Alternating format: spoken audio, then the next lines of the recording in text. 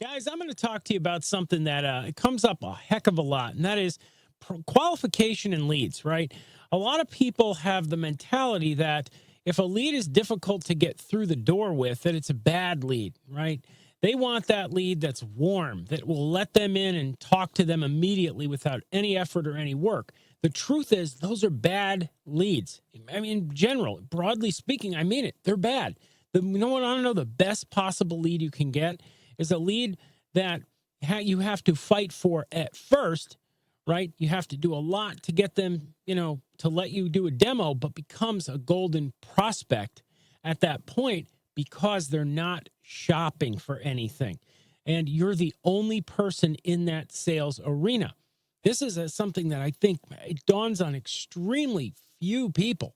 Lots of people, go through, I think maybe even their entire sales careers not really putting two and two together and realizing, hey, if I look at the numbers here, my closing ratio with hard leads, hard leads, not hard prospects, is much, much higher than with easy leads and bad prospects.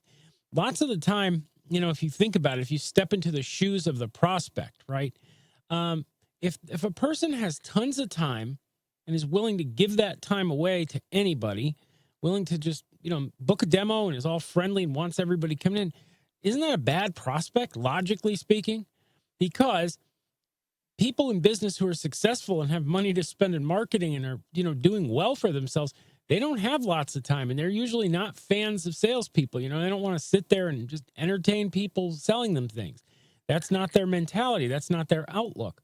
The people who can't make time for you, who are difficult to get pinned down for a demo, difficult to make time, difficult to get on the phone, the people that have lots and lots of what I call marketing resistance, right? Not sales resistance, mind you, but marketing resistance.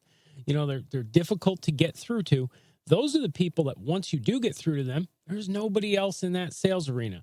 And it's just a very simple topic. I wanted to just cover this real briefly because lots of people have the mentality they want a warm lead. They don't want the lead that they have to work for. But if you have that work all up front, but then you get the prospect and you have the demo and you're the only person in the sales arena, your ratio of closing on those is very, very high. And I would hazard a guess to say probably, your CSP, as we used to call it, cash selling price, what you're able to profit from them is generally going to be higher as well. So when you go into the sales arena, when you go out there and when you're doing marketing, you're working to pin down a lead, you're working to have a demo with somebody, don't go into that process with the mindset that you want that door to just swing open and to, the easy prospect. Go into it with the mindset that you'll work with whatever you get.